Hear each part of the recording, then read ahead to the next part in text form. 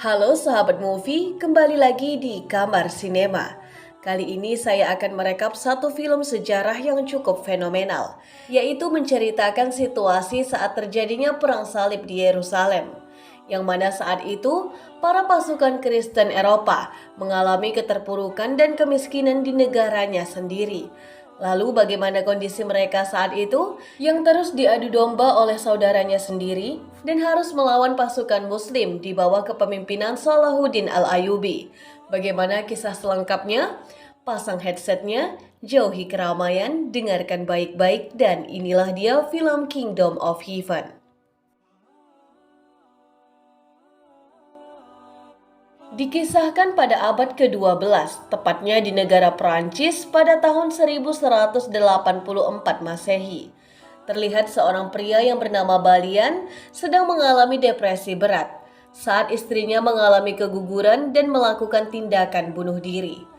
Dan sebagaimana aturan yang berlaku di agama Kristen, maka atas kejadian itu, Balian merasa sangat berdosa atas tindakan bunuh diri istrinya tersebut.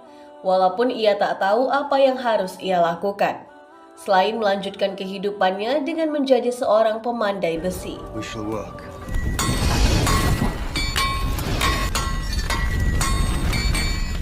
Namun di saat bersamaan, datanglah rombongan kesatria perang salib yang baru kembali dari perang saudaranya di Tanah Suci Yerusalem. Rombongan itu dipimpin oleh seorang kesatria yang berpengalaman, yang mempunyai posisi strategis yang bernama Godfrey, yang ternyata kepulangannya ke Perancis adalah untuk membuat sebuah pengakuan kepada anaknya yang selama ini dia telantarkan, yang ternyata dia adalah Balian. Dia sengaja menemui anaknya untuk menebus dosanya selama ini. Selain itu, dia berniat membawa Balian ke Tanah Suci untuk ikut serta berjuang di Yerusalem.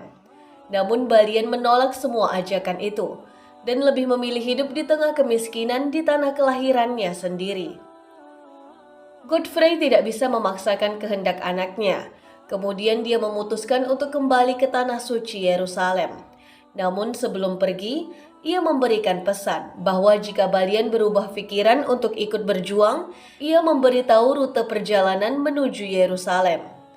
Dalam situasi tersebut, pendeta itu memprovokasi untuk menyuruh Balian pergi ke Yerusalem dengan tujuan agar bisa mengklaim tanah dan semua propertinya di sana. Tapi Balian tetap pada pendiriannya untuk menjadi pandai besi walaupun harus hidup dengan kemiskinan. Hingga pendeta itu membicarakan tentang istrinya yang telah dipenggal karena penuh dosa. Balian tak kuasa menahan amarahnya, lalu ia membunuh pendeta itu. Ternyata atas kekhilafannya itu, membuatnya berubah pikiran karena ia ingin menebus dosanya dan meminta pengampunan di Tanah Suci Yerusalem. Kemudian dengan segera ia mengejar rombongan Godfrey.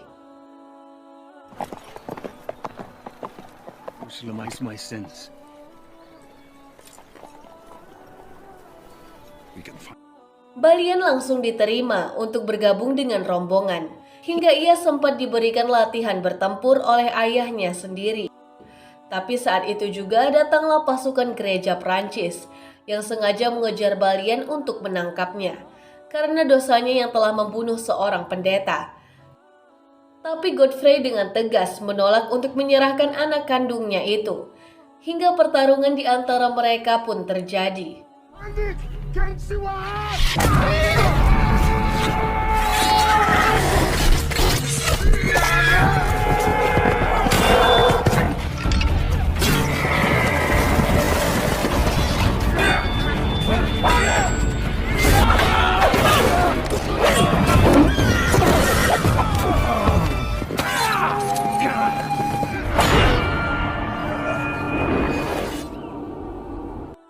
Pertempuran itu berhasil dimenangkan oleh pasukan Godfrey, walaupun ia harus kehilangan para kesatria terbaiknya yang terbunuh karena kejadian itu.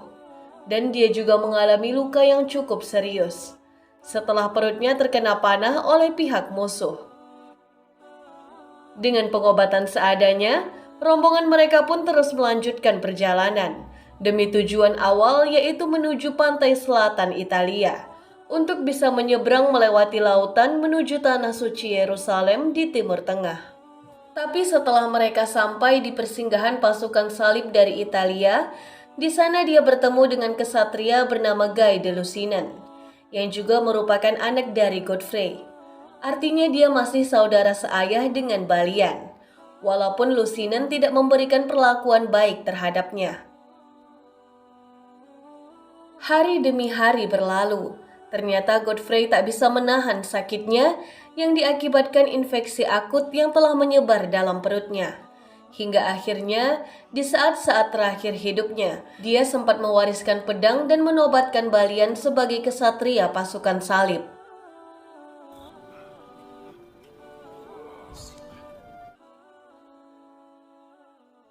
Setelah kematian Godfrey, akhirnya Balian diberangkatkan menuju Yerusalem melewati Laut Mediterania yang sangat berbahaya. Yang ternyata di tengah badai itu, kapal yang ditumpangi Balian tak mampu menahan ganasnya gelombang dan akhirnya karam. Namun ternyata, keesokan harinya Balian ternyata masih hidup. Ia terdampar antah berantah seorang diri karena semua awak dan penumpang kapal naas tersebut tidak ada yang selamat, kecuali seekor kuda. Walaupun saat hendak dilepaskan, kuda itu kabur karena stres dan panik.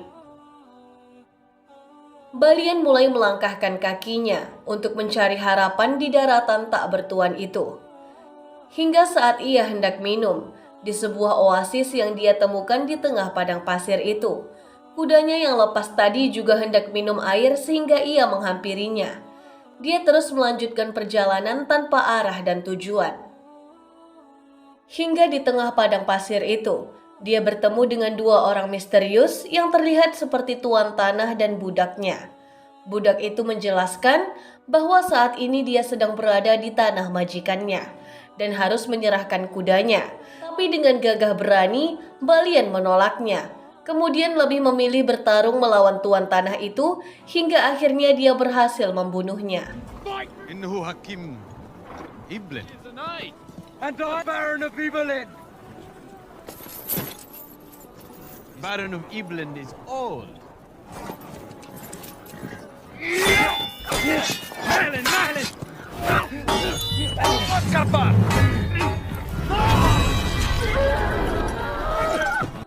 Budak itu terlihat seperti berterima kasih kepada Balian yang telah memerdekakannya.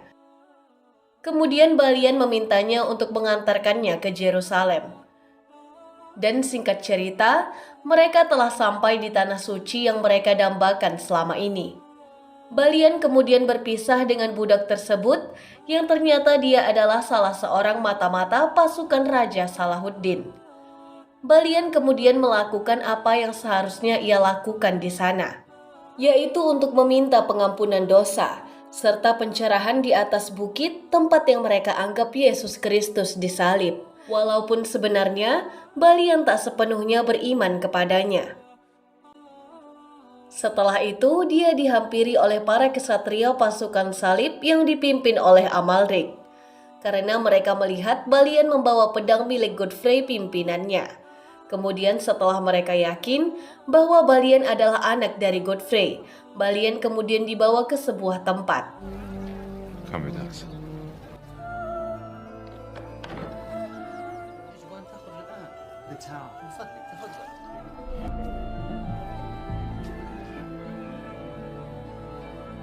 Ternyata di tempat itu, Balian sangat diagungkan.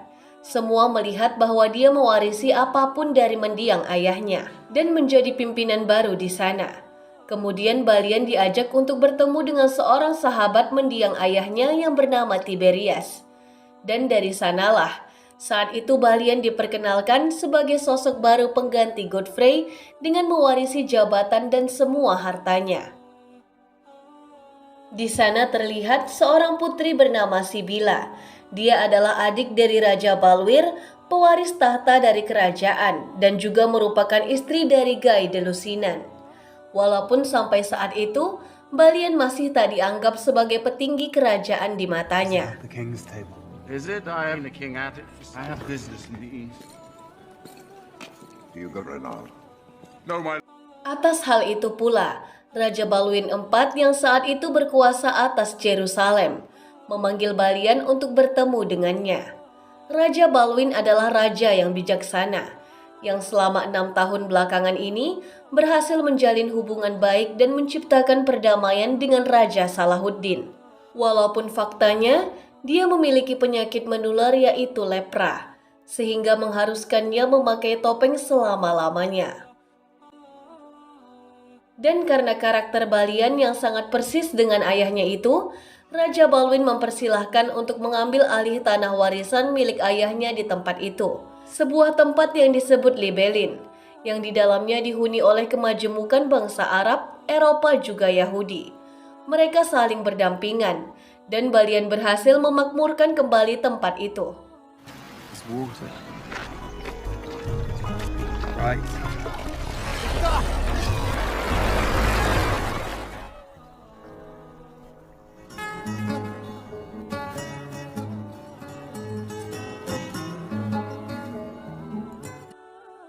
Namun konflik muncul setelah kesatria Templar yang bernama Reynal de Sadilon, yang merupakan pribadi haus darah dan seringkali pemicu pembentrokan dengan pasukan Raja Salahuddin. Kala itu dia sengaja membuat konflik dengan cara menyerang rombongan karavan Muslim.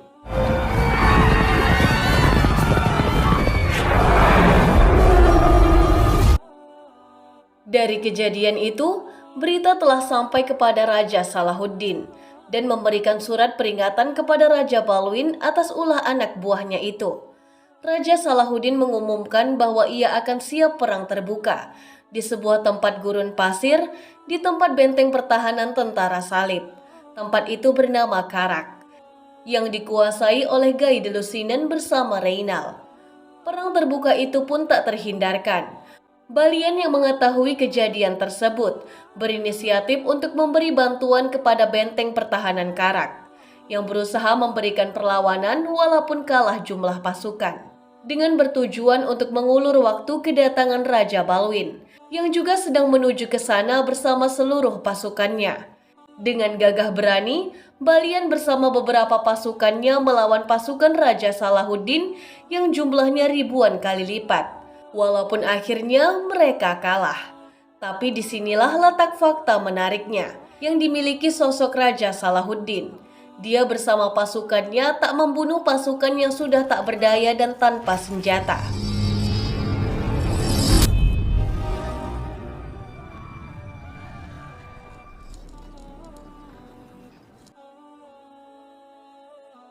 Dan di sana pula, seorang budak yang tempo hari yang bertemu dengan Balian, yang ternyata dia adalah seorang jenderal besar di bawah pimpinan Raja Salahuddin.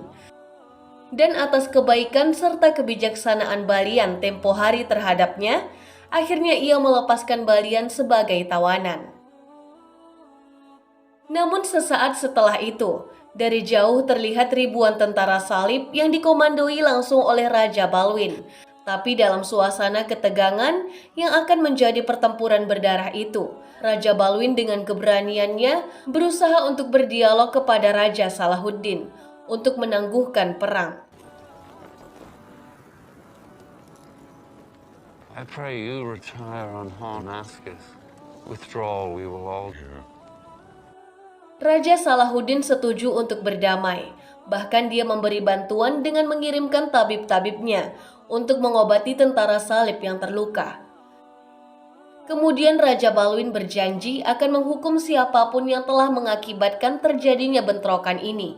Dia lalu menghukum Reynal untuk mengurungnya di penjara, serta melepas jabatannya sebagai kesatria Templar. Di saat itu pula, kesehatan Raja Balwin terlihat memburuk, dan dia memberikan pesan kepada Balian yang telah gagah berani melawan pasukan Raja Salahuddin. Namun konflik pun dimulai saat Guy de Lusignan dicampakkan oleh raja yang menganggapnya sebagai pengecut. Dan dari sana pula dia merasa iri atas keberadaan Balian.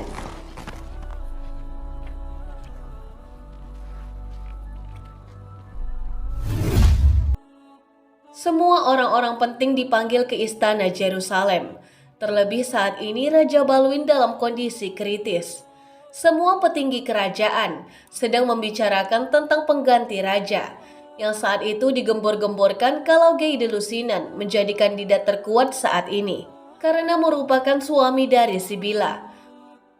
Walaupun sebelumnya, Raja Balwin telah mewasiatkan adiknya Sibylla untuk menikahi Balian, untuk kemudian menunjuknya menjadi raja. Atas perintah raja, Sibylla kemudian mencoba untuk membujuk Balian supaya mematuhi perintah raja.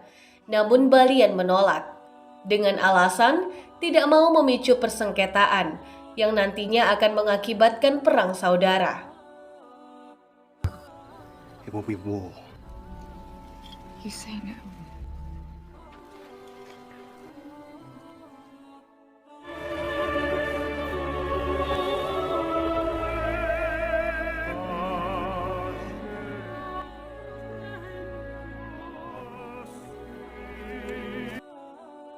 Akhirnya Sibylla menobatkan anak laki-lakinya sebagai raja baru, yaitu Balwin V.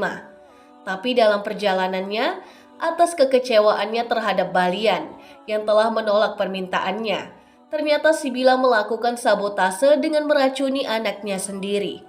Karena atas konspirasi yang terjadi, dikabarkan anak Sibylla mengidap penyakit lepra yang menular itu. Hingga setelah kematian anaknya, letak kepemimpinan diserahkan kepada suaminya sendiri, yaitu Guy de Lusignan. Walaupun sebagian besar pasukan di kerajaan tak ingin itu terjadi, hanya seluruh pasukan Templar Romawi yang mendukungnya, karena dengan kepemimpinannya, mereka bisa merealisasikan peperangan dengan pasukan Muslim, yang menguasai seutuhnya tanah Yerusalem dari bangsa Muslim dan Yahudi. Dugaan yang selama ini ditakutkan, akhirnya benar terjadi adanya. Lusignan yang bersekongkol dengan Reynald, yang masih dipenjara, merencanakan peperangan dengan bangsa Muslim. Dan atas kesepakatannya itu, Reynald bersedia melakukan sabotase demi terciptanya perang. Dengan imbalan, Lusignan akan membebaskan dirinya. Akhirnya misi licik dan keji itu mulai dilakukan. Bersama pasukan Reynald menyerang desa-desa yang dihuni oleh mayoritas bangsa Muslim. Dan yang paling fatal, dia dengan sengaja membunuh adik perempuan dari Raja Salahuddin. Din's sister.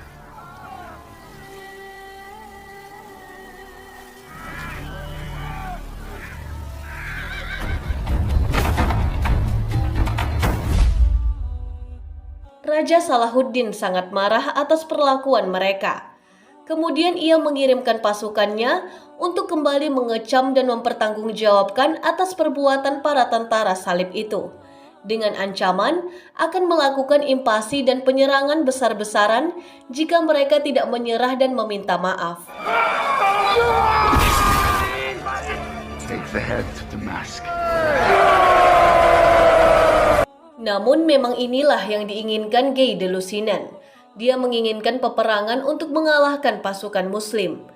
Dan saat itu pula, Guy de Lusignan mendeklarasikan perang terhadap Muslim. Mereka berencana mengejar Raja Salahuddin di sebuah gurun sebelah timur perbatasan Karak, dengan membawa seluruh pasukannya, walaupun sudah diperingatkan oleh Tiberias bahwa menyerang bangsa Muslim yaitu sama dengan mengantarkan nyawa. Terlebih pasukan salib tidak tahu kondisi gurun di sana dan jauh dari mata air. Namun karena kesombongan dan keangkuhannya itu, Lusignan tetap pada pendiriannya. Lalu mereka pun berangkat.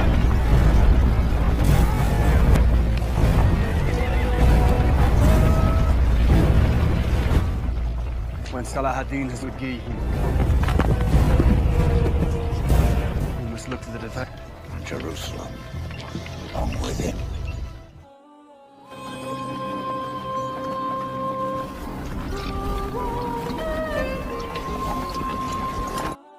Di tengah perjalanan, semua pasukan tentara salib akhirnya dengan mudah dikalahkan oleh pasukan Muslim di perang yang dikenal dengan pertarungan Hittin. Semua tak tersisa kecuali Reynald sebagai jenderal dan Lusignan sebagai pemimpin. Mereka berdua dijadikan tawanan. Tapi atas penghinaan dan kecerobohannya lah, akhirnya Reynald pun dibunuh. I did not give the cup to you. No.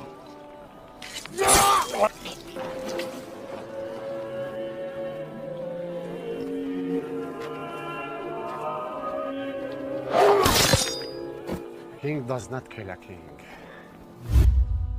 Balian dan Tiberias yang meyakini akan kekalahan itu segera menyusul ke medan pertempuran. Dan ternyata atas peperangan itu, semua pasukan salib tak tersisa. Kemudian Tiberias menyarankan Balian untuk melarikan diri, karena untuk menghindari serangan pasukan Raja Salahuddin.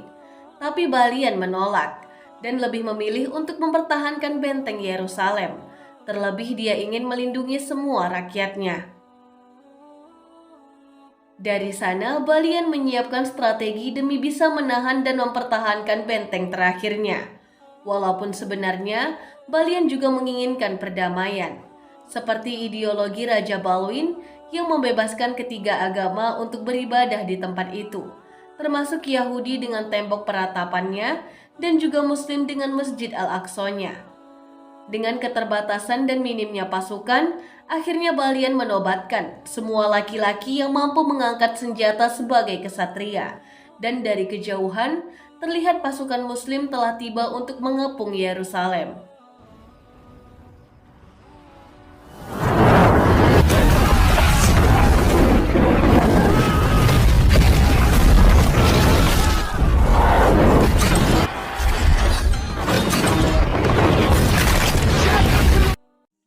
Di hari pertamanya, Raja Salahuddin menyerang istana itu dengan hantaman bom katampul.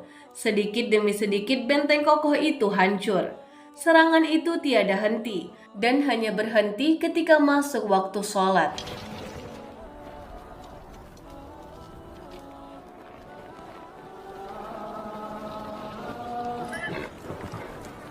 Mercy. No, I cannot.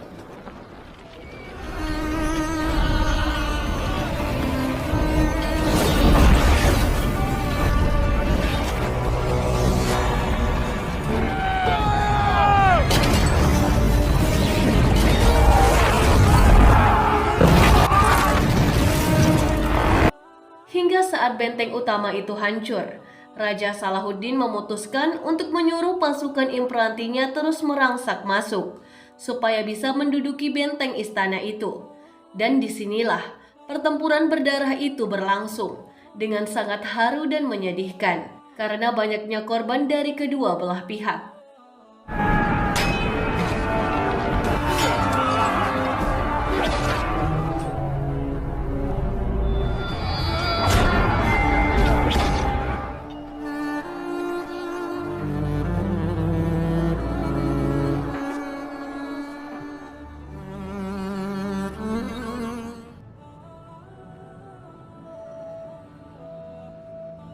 Dan di hari terakhir peperangan, saat benteng pertahanan kota Yerusalem yang sudah hancur dan lemah itu, Raja Salahuddin dan ribuan pasukannya yang masih tersisa tak langsung mengimpasi kota Yerusalem yang sudah tak berdaya dan lemah itu.